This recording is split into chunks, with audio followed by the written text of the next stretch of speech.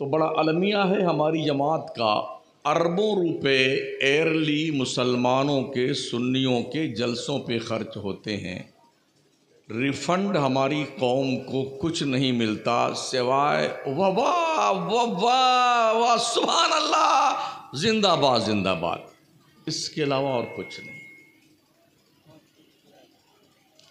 इस पूरे मजमे में अगर मैं पूछ लूं कि मुक्तदी की कितनी किस्में हैं, उसके अहकाम क्या हैं, कोई एक नहीं जानता हो।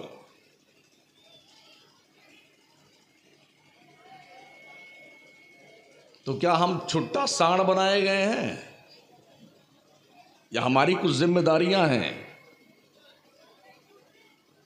हमारे रब ने कोई यूं ही हमें पैदा कर दिया है? शायद लोग ये सोचते हो अफहसिबतुम अन्नमा खलकनाकुम अबथन व अन्नकुम इलैना ला तुरजऊन, क्या तुम ये सोचते हो कि तुम्हें अल्लाह ने बेकार पैदा कर दिया है? तुम्हारी पैदाइश का कोई मकसद नहीं है? और क्या तुमने ये सोच रखा है तुम्हें मरने के बाद अल्लाह के यहां जाना नहीं है? अगर तुमने ये सोचा है तो तुमसे बड़ा अहमक और बेवकूफ कोई नहीं। हर कोई आकर सिर्फ जन्नत ही बांटता है।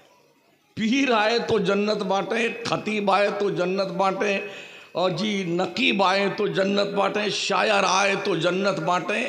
इतना मतलब उभार उभार करके जैसे जन्नत यहीं लोनावा के गांव के बगल ही में आबाद की गई, ये उठाया और ये दे दिया, ये मकसद है।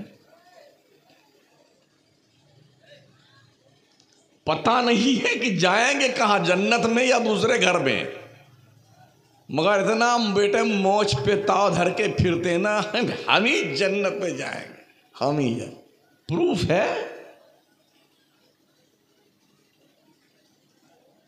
हमारे जलसों में अगर कौम को अल्लाह का खौफ दिलाया गया होता तो हमारे सुन्नियों की तादाद मस्जिदों में ज्यादा होती, मज़ारों पे नहीं। आज सुन्नियों की तादाद मज़ारों पे ज्यादा है, मस्जिदों में नहीं। और शायद हमारी सुन्नी कौम ने यह समझ रखा है कि जो मज़ार वाले बुजुर्ग लोग हैं ना, चाहे नमाज एक को मत पढ़ो, ये सब पकड़ के जन्नत में ऐसे ढकेलेंगे, ये तेरी ये तेरी ये तेरी।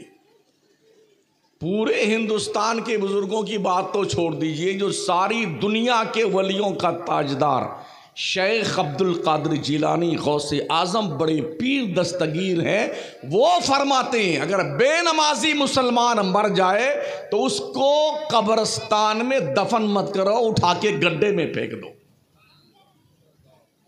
कहां बैठे हैं आप कि नमाज नहीं पढ़ेंगे और जन्नत में जाएंगे?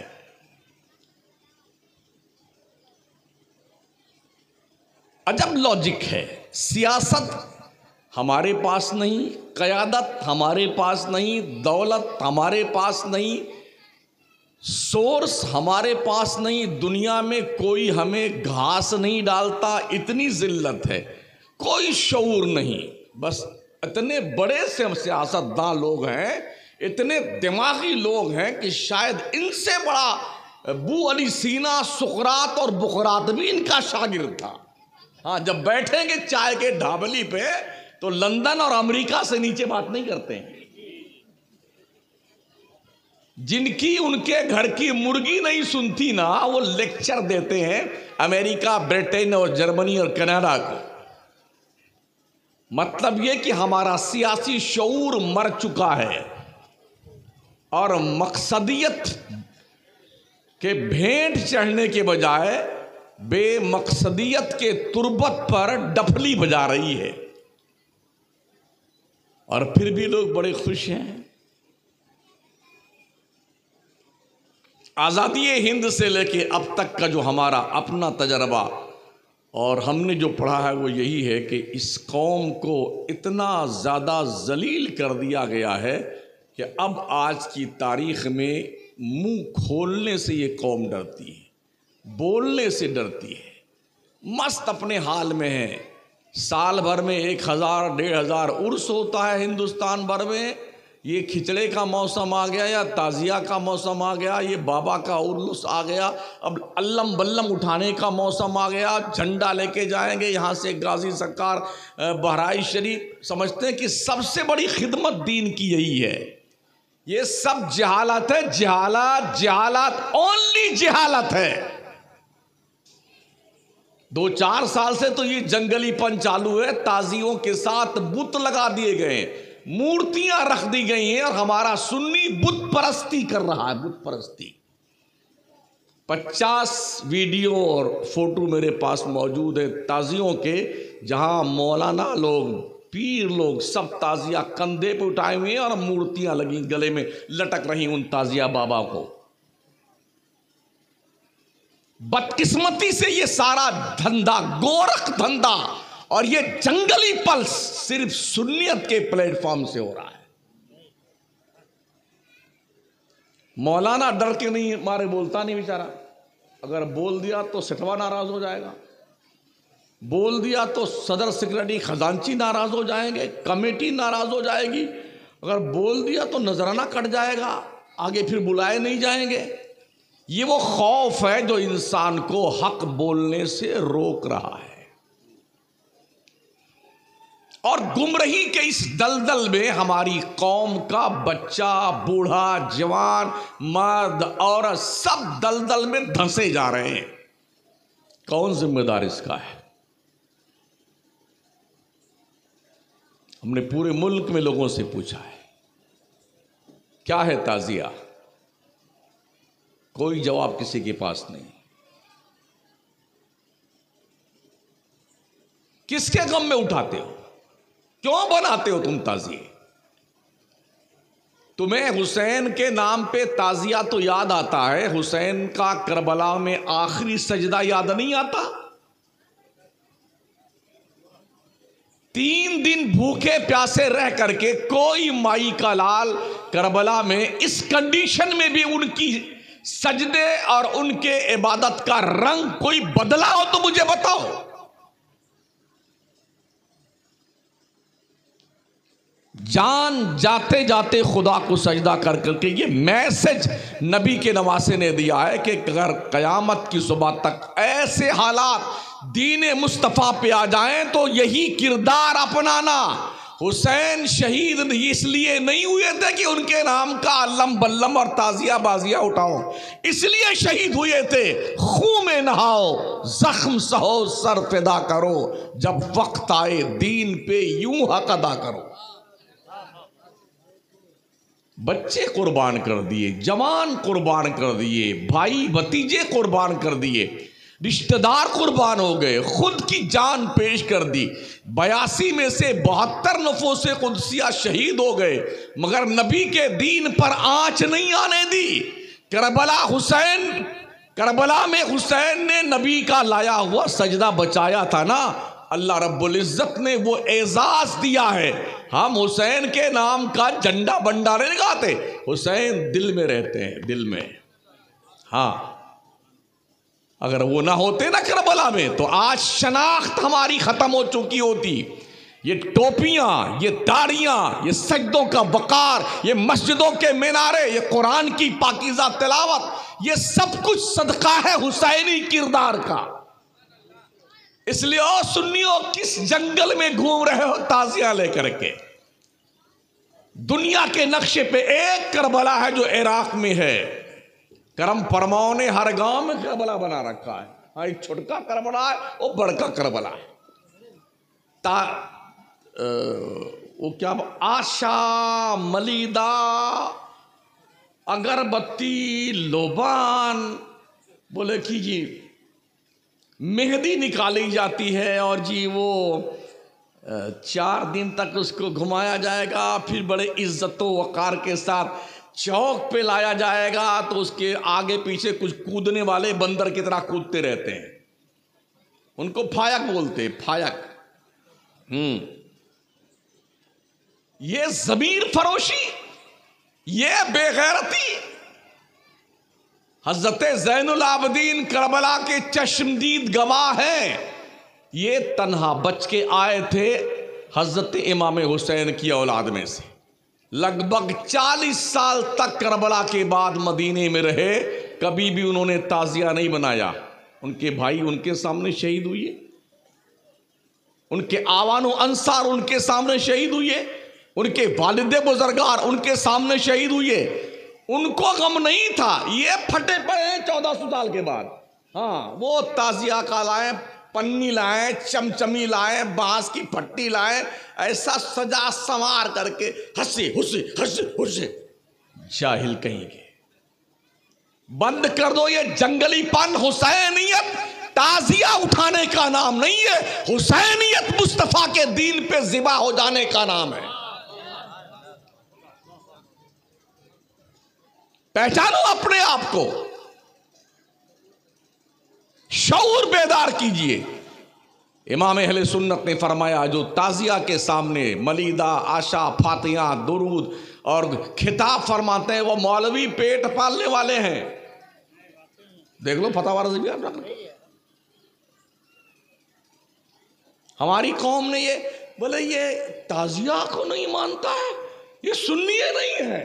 अरे वाह, क्या तुम्हारे पास बहुत बढ़िया लाइसेंस है जारी करने का कि जो ताजिया को ना माने वो सुन्नी नहीं है, तुम सुन्नी हो। कुछ ये तर्क देते हैं, अरे हमारे दादा, परदादा, लकड़ दादा, पकड़ दादा से सब चला आ रहा है। एक बार नहीं मनाया था तो भैंस मर गई थी, एक बार नहीं रखा तो वो लड़का मर गया। हमको 40 साल हो गए इसके खिलाफ तकरीर करते हुए, अभी तक हम नहीं मरे हैं, एकदम जिंदा है। अगर ताजिया रखने से कोई मरता नहीं है तो मेरी तरफ से इजाजत है, हर घर में हर आदमी के नाम की अलग अलग ताजिया होनी चाहिए। अगर ताजिया से कोई नहीं मरता है भाई साहब, तुम मत मरो भाई साहब, बना लो सब लोग ताजिया। ये क्या लॉजिक है जो बाउंसर जा रही है? ताजिया रखेंगे तो मरेंगे नहीं, बीमार नहीं होंगे। हमने ऐसे ऐसे ताजियादारों को मरते हुए देखा, नाक रगड़ रगड़ करके वो मरने की दुआएं मांगते और मौत नहीं आती। इसलिए खुदा के लिए सुन्नी अपने हाल पर रहम करो, अपने हाल पर। ताजिया ताजियत से बना है। ताजियत कहते हैं जिसके यहाँ कोई मर मुरा जाए ना, उसके यहाँ जाकर के गम के अल्फाज कहना, भाई साहब सब्र कीजिए, इन्नल्लाह मअस-साबिरीन, सबके साथ ऐसे ही होता है, इसको ताजियत कहते हैं। तो क्या करबला वालों को तुम मुर्दा मानते हो? अरे करबला के शहीद मुर्दा है कि जिंदा? कुरान जिनके जिंदगी की गारंटी देता हो, जब वो जिंदा है तो ये ताजिया वाजिया क्या भला है? इसका मतलब ये है, इसके पीछे रीजन ये है जहनी अय्याशी, बेगैरती, बेशर्मी, मिल्लत की बहु बेटियों को बरसरे बाजार रुसवा करना, गली कूचों में जुलूस निकाल करके पैसा वसूलना और हंगामा बपा करना और अपनी जहालत का ढोल पीटना, ताकि लोगों को लगे बहुत बड़ा इसकी मोहब्बत का शौक चढ़ा रहा है इमाम हुसैन की मोहब्बत में। हमने कभी नहीं देखा, करबला जाके आए वहां ताजिया नहीं देखा हजरत हमने। अभी हम फिर 12 तारीख को जा रहे हैं Karbala, Baghdad, Kufa, Najaf, Karbala, काजिमैन सब देखा कई बार, फिर भी जा रहे हैं। झुक झुक के देखा इमाम हुसैन के मज़ार के आसपास, इस जाली से उस जाली से, अब्बास अलमबरदार के उधर, हज़रत मुस्लिम बिन अकील के यहाँ, मौला अली करमल्लाहु ताला वजहुल करीम के यहाँ, शहजाद गाने मुस्लिम के यहाँ मुसय्यब में देखा, काजिमैन में देखा, कोई नहीं, पूरे इराक में कहीं एक को ताजिया नहीं, ना छुटका है ना बड़का है। ये हिंदुस्तान के हमारे लोग पगलाए हुए बेटे, इसी में लगे हुए हैं लोग।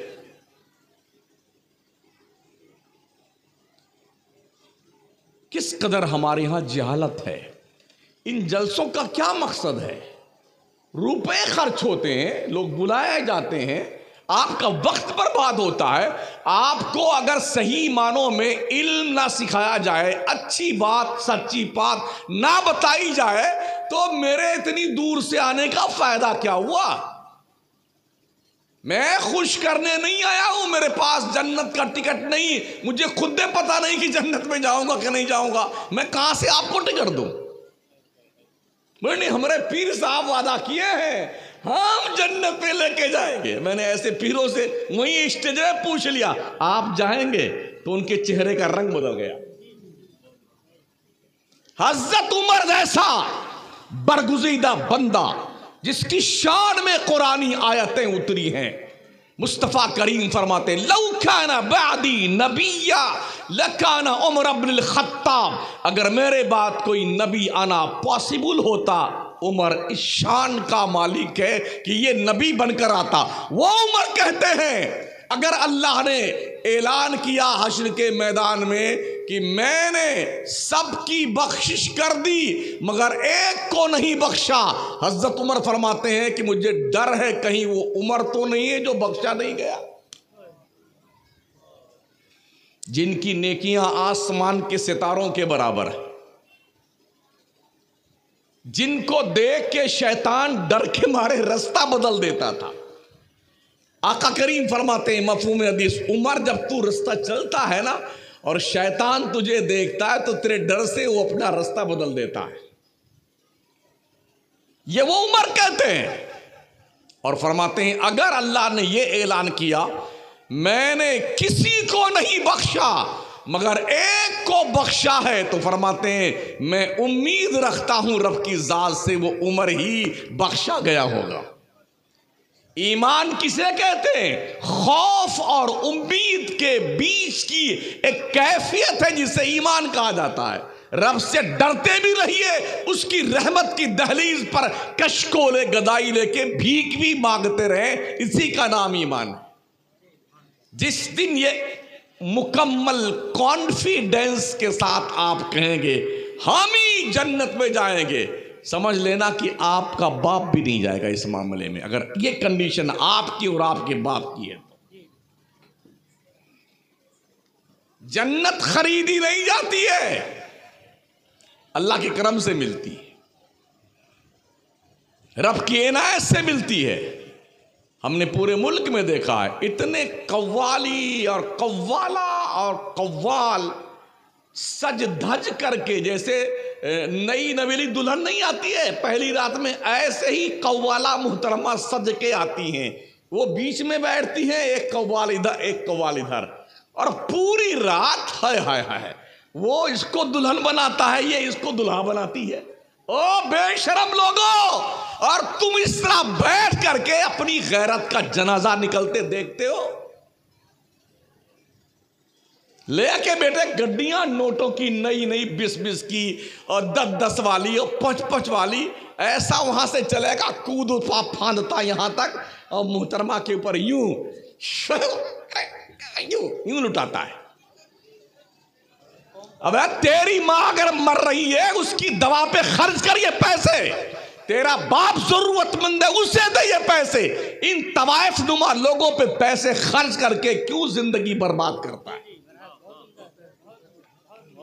अल्लाह के वलियों के आस्थानों पे नचनियों को बुलाते हो, गवैयों को बुलाते हो। भेजा खराब हो गया क्या?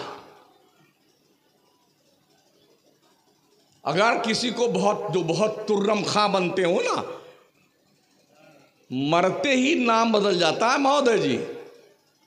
कोई नहीं पूछता है खान साहब मरे, मुर्दा मुर्दा मुर्दा। और ऐसे भी अगर इस तोद शरीफ पर कोई घमंड की, गुरूर की, पैसों की, फिरौनियत की, बेहूदगी की चर्बी ज्यादा चढ़ जाए तो अपने गांव के कब्रिस्तान में अकेले रात में जाकर के एक बार चक्कर लगा लो और पूछिए जो अब तक जा चुके हैं, सरपंच साहब कैसी तबीयत शरीफ आपकी? अब्बा हुजूर कैसे हैं आप? दादाजी कैसी तबीयत शरीफ आपकी है? अंदर ठीक लग रहा है? हवा तो चलती होगी ना? कुमकुमे लगे आपकी कब्र में।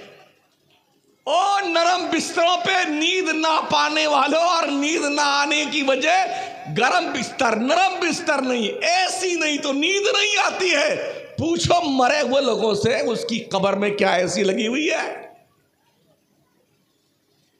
खफ्ते में मुब्तला है मुसलमान हमारा। जिस कौम की बच्चियां, बहनें, बेटियां, माएं भाग कर गैरों से शादियां कर रही हूं मुर्तद होकर के, वो कौम भी जिंदा है गैरत के साथ। डूब मर जाओ।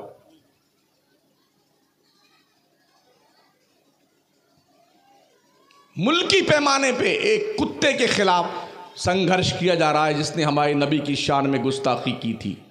अब तक उसके खिलाफ कोई एक्शन नहीं। हम भी भारत के बाशिंदे हैं, बाई चॉइस रह रहे हैं भारत में, किसी के प्रेशर से नहीं। देश का संविधान हर भारतीय नागरिक को अपने धर्म के अनुसार आजादी के साथ जिंदगी गुजारने का बाज़ाब्ता तौर पर हक देता है। कोई किसी मजहब के खिलाफ टिप्पणी नहीं करना चाहिए, ऐसा हमारे देश का संविधान बताता है। फिर लोग क्यों पगला जाते हैं, किसी मजहब के खिलाफ बातें करते हैं, किसी मजहबी रिफॉर्मर के खिलाफ बातें करते हैं। रोज एहतजाज हो रहा है, रैली निकल रही है और जनाबे वाला उसके खिलाफ FIR दर्ज हो रही है, मगर मजाल है कि सर पे जूं रेंग जाए। ये हालात देखने के बाद भी क्या आपको नहीं लगता कि आपको अल्लाह रसूल के दामन में पनाह लेनी चाहिए?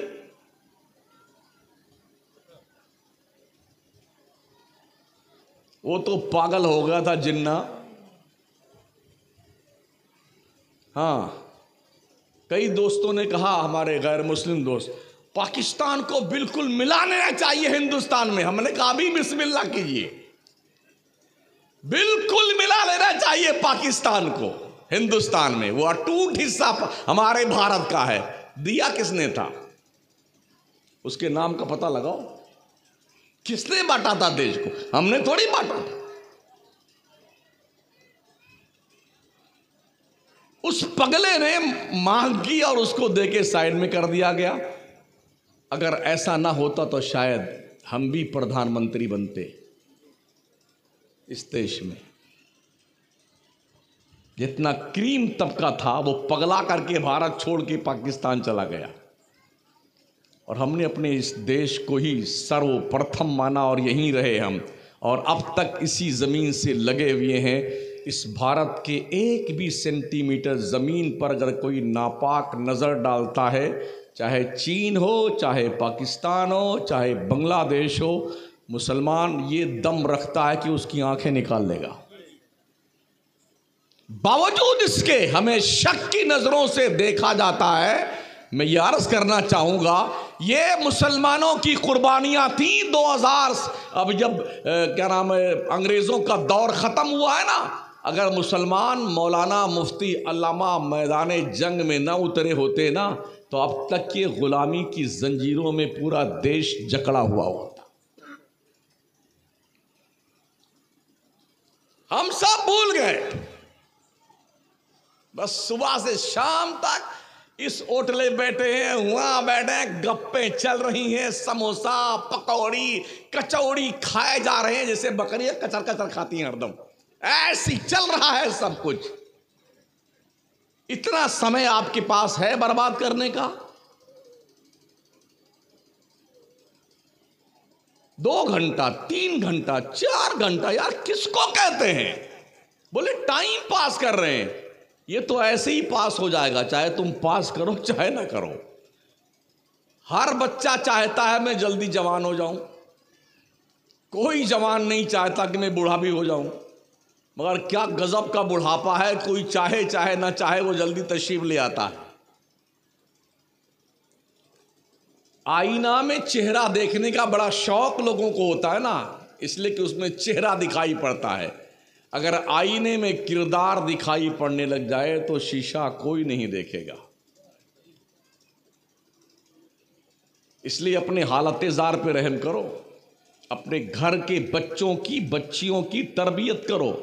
ये जो फालतू के पैसे इस हुलूस में, बाबा के उस हुलूस में, उस कव्वाली पे, उस ढोल बाजे तबले पर और सरंगी पर और कव्वाल और कव्वाला पर और ये ताजिया और खाजिया पर, ये पैसे इकट्ठा करो और अपने पीर के नाम, अपने अब्बा के नाम, गौस पाक के नाम, गरीब नवाज के नाम, आला हजरत के नाम, मखदूम सिमनानी के नाम की कॉलेज बनाओ, स्कूल बनाओ, यूनिवर्सिटी बनाओ, दारुल बनाओ, ताकि बच्चे आपके ग्रेजुएट हो, क्वालिफाइड हो, दीन के दायरे में रहते हुए दुनिया की कौमों के आंखों में आंखें डालकर देखने का हौसला पैदा करें।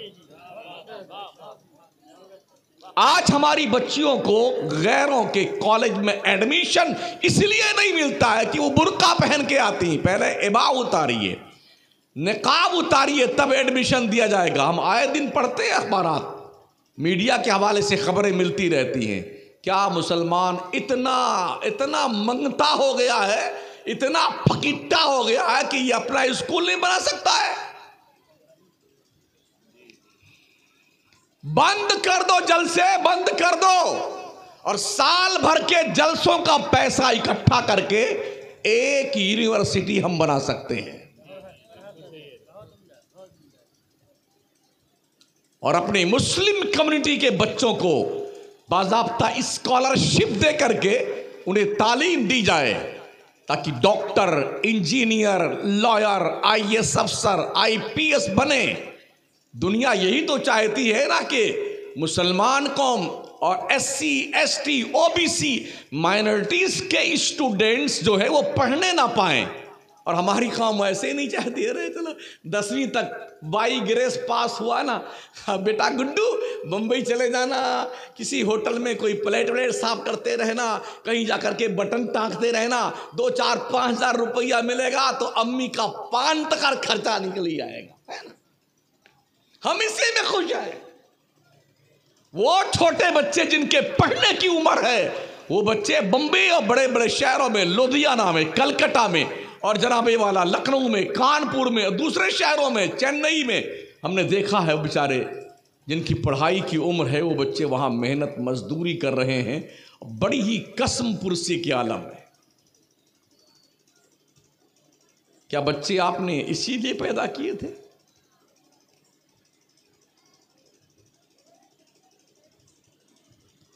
इतना सब कुछ होने के बाद भी हमारी समझ में कुछ नहीं आता है। ऐसी बेसुध कौम तो हमने अब तक नहीं देखी है।